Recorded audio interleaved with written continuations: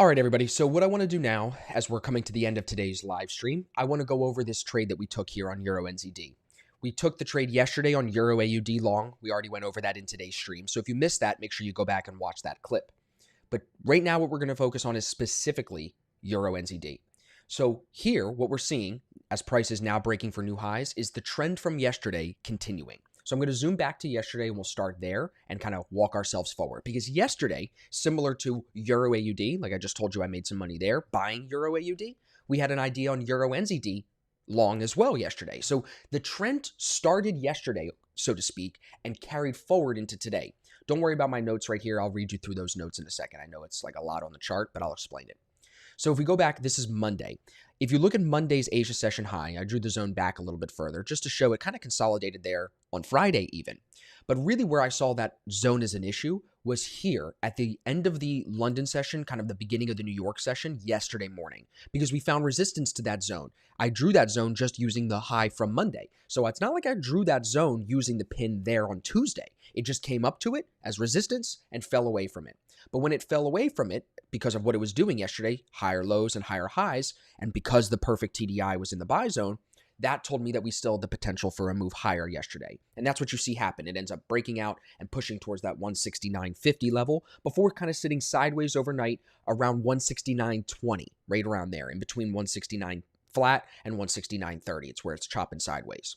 But notice how after the D1 entry here, so yesterday you had a 1-minute D1 entry into an A1 shift candle, weak shift candle, just like you have today. So it's very similar setup, D1 into A1. That breaks out and then confirms that this resistance zone is actually now support.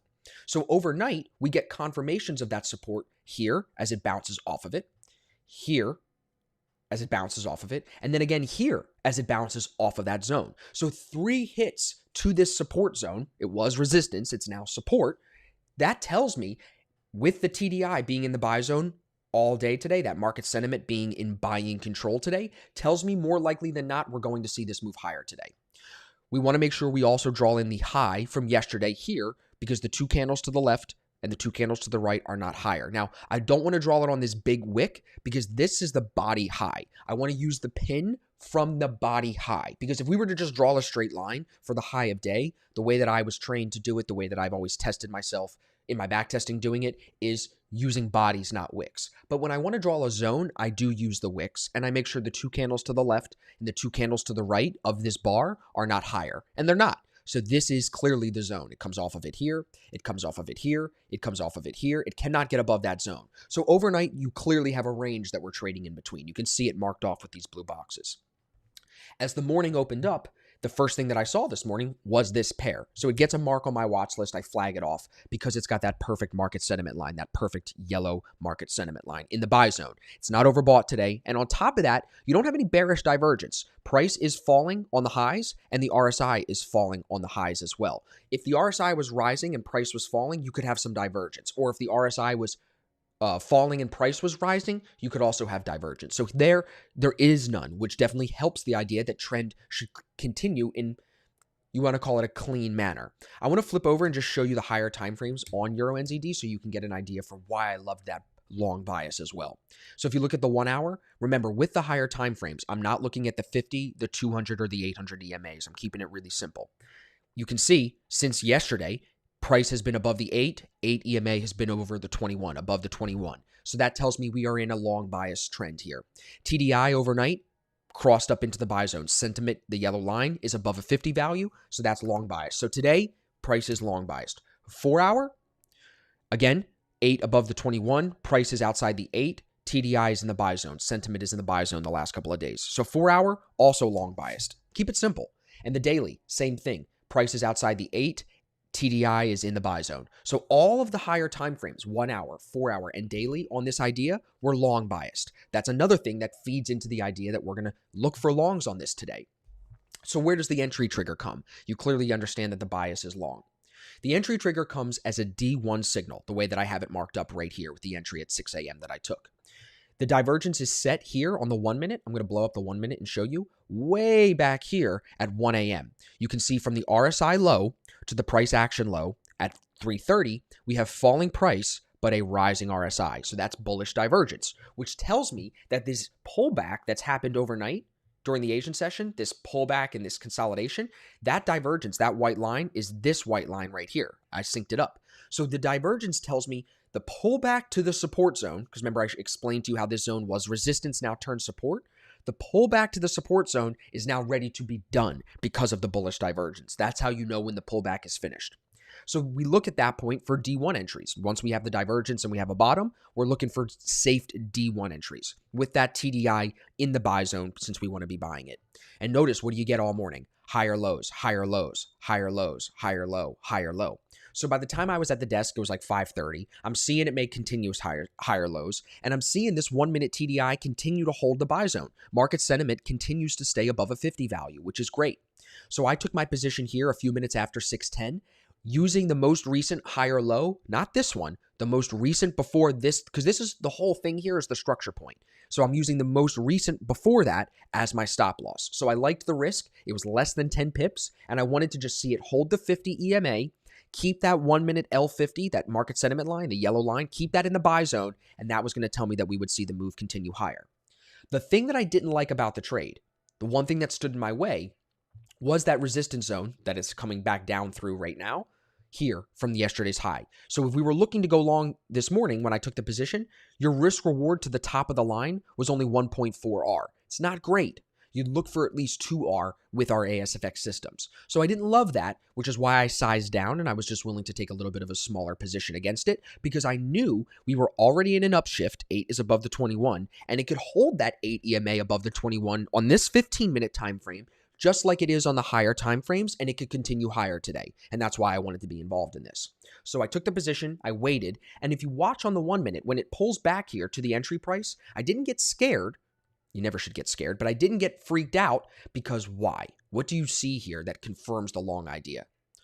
Bullish 1 minute divergence. Price falling, RSI rising from this RSI low. See how you can't find another RSI low lower than that, but the price action continues to come lower and the RSI continues to rise. That's bullish divergence. That happens inside what you could consider an A1 formation. It's not a 2-candle formation. It's more like a 6-candle formation in that box right there. But if we sync this over, that divergence happens in that A1 formation. So now you've got D1 back here on the 15-minute into an A1 shift candle into my D1 entry. So I was not really trading this A1 here, this small little shift bar I have boxed off, just because I wanted it to be a stronger shift, and it wasn't. So I traded it as a D1. That D1 then turns into another A1 and D1 right here. More confirmation that this should move higher. It's beautiful. And then on the 1 minute, now what we're looking for is it to hold the 50 EMA and continue to hold that 1 minute market sentiment, this yellow line, continue to hold that above a 50 value. But as you can see, I took 50% of the trade off, as I normally do when we're up about 1.5R with my B setups. I graded this as a B setup. It's not an A setup because of that zone in the way. And now my stop loss is locked, so I can't lose any money. So between Euro AUD yesterday, where you guys saw the P&L right here, I made about 4R, about 28 pips there, risking 7. Today, I'm risking 10, and I've already made about 18. Not bad. Back-to-back wins following the Euro long trend yesterday on EA, today on EN. And I can still make more money on this. I think I'm going to. I think you're seeing it retest this zone in here because we know it's significant, but my stop is at a position right now where it can still touch the 8 EMA and continue higher all day without stopping me out in profit. Look at this pin now coming out of the zone. You can see it's pinning the zone and looks like it still wants to come higher. And ADR, average daily range on this setup, is 110. So if this wants to move full ADR, look how much space it has, all the way up to 1.7. That'd be an amazing move, but it's what it does on an average day.